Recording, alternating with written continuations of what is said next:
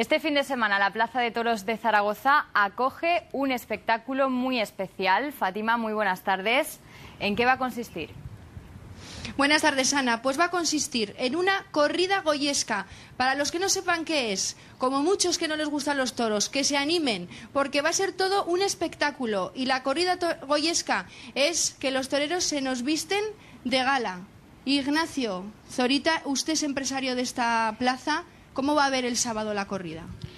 Bueno, pues la voy a ver tal como está planteada, con muchísima ilusión, con la esperanza de que los aficionados puedan disfrutar de una gran tarde de toros.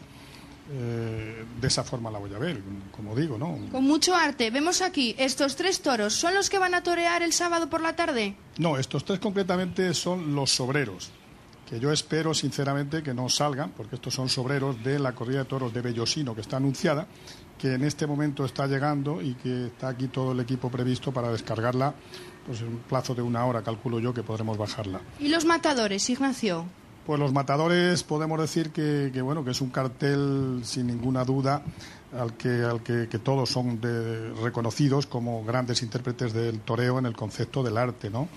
Julio Aparicio, esa es su denominación, es un torero artista, que todo el mundo lo sabe. Morante de la Puebla es el arte, pues yo creo que en este momento la mayor expresión del arte en el toreo es Morante de la Puebla, y Salvador Vega también es un artista de reconocida clase, ¿no? Por lo tanto, yo creo que es un cartel sin ninguna duda que podemos decir de arte puro.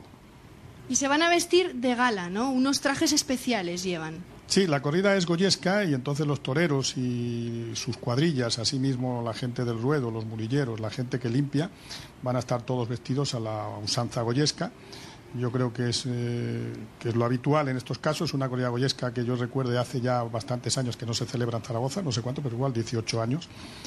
Y por lo tanto había que recuperarla, y mucho más en la tierra de Goya, que se dan corridas goyescas en otros puntos de España. Pues yo creo que Goya, siendo aragonés, pues con mayor motivo que podamos celebrar aquí. Además es la corrida de toros también conmemorativa del bicentenario de los sitios, también corrida de la prensa, con que tiene pues todos los alicientes de un gran evento, ¿no?